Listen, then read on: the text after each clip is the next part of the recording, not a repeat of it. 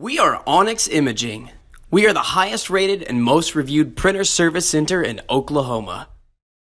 Hey there YouTubers, it's your girl Brett over here at Onyx. Today I'm going to show you the common causes of a paper jam, and I'm working with an HP Laserjet MFP M425dn. So a lot of times the issues start within your tray. You have these adjustments. You want to make sure this is in the correct slot for the size of paper that you're using. Also this one as well. You don't want it too tight or too loose. You have these max level indicators right here, and you never want to fill over those. If you do, it'll be too hard to pick up the paper and then you won't be able to print.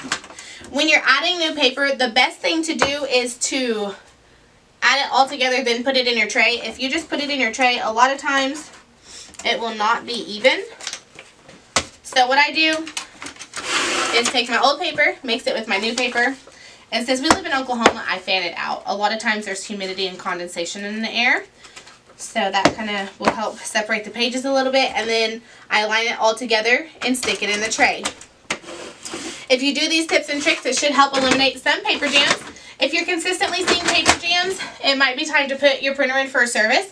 If you're in need of any supplies or quotes, give your girl Brett a call and have a great day. Thank you for watching. If you're interested in how you can receive free labor on all of your service calls, as well as how to qualify for free printer upgrades, contact us today. We are here for all of your printer and office supply needs.